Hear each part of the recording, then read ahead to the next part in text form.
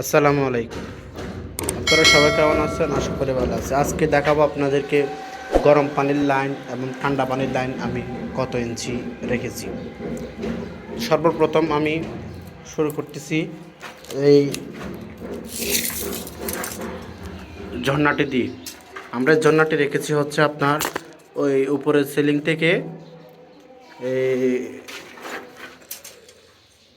5 ইঞ্চি 5 ইঞ্চি gap রেখে আমরা উপরে শাওয়ারটা দিয়েছি। আমাদের এই গরম পানির লাইনের মাঝখানে যে ইয়াটা আছে, গ্যাপটা আছে, টোটালি দেখেন আমরা 7 ইঞ্চির ভিতরে সব করে ফেলছি, কমপ্লিট করে ফেলছি। এখন আমরা এইটা নিচ থেকে যেটা দেখতেছেন এটা হচ্ছে বেসিনের লাইন দিছি আমরা। এখানে বাইরে একটা বেসিন হবে, বেসিনের লাইন দিছি। এই দিক থেকে আসার পরে এটা হচ্ছে আমাদের বদনা ট্যাপ।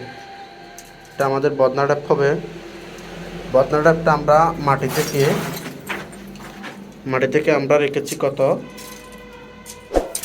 ধরেন আমি একটু ট্যাপটা একটু বড় করি। আমি এটা মাটি থেকে রেখেছি হচ্ছে আপনার 17 ইঞ্চি। আমাদের এখানে যেটা বাথরুমের যে ইয়াটা হবে, স্ল্যাবটা হবে আর কি, ওইটা হচ্ছে 5 ইঞ্চি। তার টাইলস কাবে হচ্ছে 1 ইঞ্চি 1.5 ইঞ্চির মতো, আবার 2 ইঞ্চি।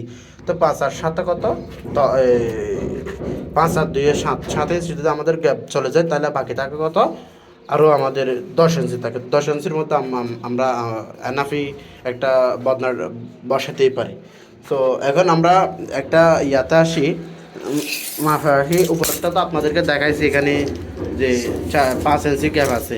এখন আমরা মাটি থেকে এই থেকে ছাদ থেকে আমরা এই বালতিটা যেটা আছে গরম পানি আর ঠান্ডা পানির লাইনের, এটা দেখতে পাচ্তেছেন আপনারা। আমি 29 থেকে 30-এর মধ্যে রাখার চেষ্টা করছি। এটা আপনারা চাইলে 28 থেকে 30-এর মধ্যে করার চেষ্টা করতে পারেন, আবার যদি মন চাই 31 থেকে 32-এর মধ্যেও করতে পারেন। তবে আমি মনে করি, সাজেস্ট করি 29 থেকে 30-এর ভিতরে রাখার জন্য। যদি বেশি বালতি টাপটা উপরে চলে যায় তাহলে একটু দেখতে বিশ্রী লাগে আর কি, এই জন্য মালিকে করে। সো এটা হচ্ছে আমাদের গরম পানি যেটা উপরে চলে গেছে, উপর থেকে আসবে আর কি। এটা হচ্ছে ঠান্ডা পানি। আর এটা হচ্ছে আমরা একটা বেসিনের লাইন করছি, 1 ইঞ্চি 5 দিয়ে আনছি। হ্যাঁ, 1 ইঞ্চি 5 দিয়ে আমরা বেসিনের লাইন করার চেষ্টা করছি। আর পিছনে যেটা আছে এটাও 17 ইঞ্চির মধ্যে আছে। ওই যে 17 না, সরি, এটা হচ্ছে আমাদের 20 ইঞ্চির মতো আছে। ওই আমরা পরবর্তীতে ফ্লাশ যেটা বসাবো ওইটার পরে আমরা করবো আর এখানে। তারপরে আমাদের আছে ঠান্ডা পানির মেল লাইনটা। এই দেখেন আমরা ঠান্ডা পানির মেল লাইনটা একবারে ছাদের উপর দিয়ে নিয়ে আসছি। এই ঠান্ডা পানিটা এখানে সব জায়গায় বাইপাস হবে, পরবর্তীতে এগুলা সব কিছু ওকে হবে।